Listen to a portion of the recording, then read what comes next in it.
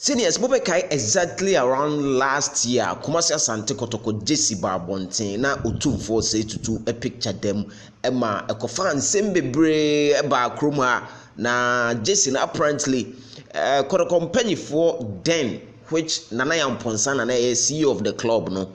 all koye sad no wambo Manhyia amane na ode Otumfuo or say to a photo Kotoko Jesse nanim na after that Jesse ne ba bonten no mpanyifo ehwe ma yeyi Otumfuo photo no efrim not only because of say from ne Manhyia but unim say in association football Jesse any kwan say ye di picture bia etutum unless of course a ceremonial match ena adekro potinti a ema samre no mpanyifo eyi Otumfuo picture ne free mu no say na Nana Amponsa management na ammo Otumfuo ammo Manhyia amane sei ena ye du photo no ekwakoye nti enema Manhyia hemfo no ebi kura bufu ya bekoba asa no quickly omuyi Otumfuo photo no efri Kotoko Jesse anim of course ekoba asa no omo na omo support gidi ye na aden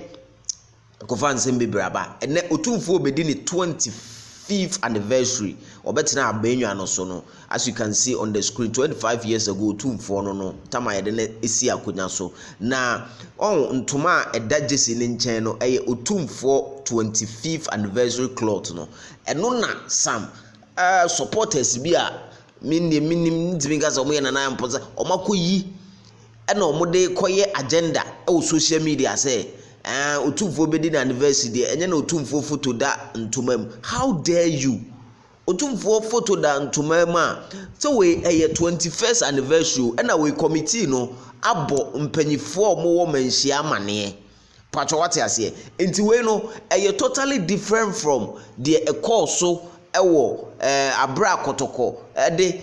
Otumfuo Jesse no ode Otumfuo photo no ekoto Kotoko Jesse nanim without informing Manhyia enti we two totally different things enti omo yesa no warning Manhyia de sebi so what wa guru dia enye Manhyia enti me de me kai mo opa aguro bi se ya emfa wagoro no emma Manhyia hemboboa no enti nchechemu kakra wo about photo no amafo circulate na say social media ni yetrisi ye chewa wanra waso be ye hye Otumfuo nyankopon emienti ase 25th anniversary of Otumfuo no eba so outline no mrekọ yanim ye the details no ebebrem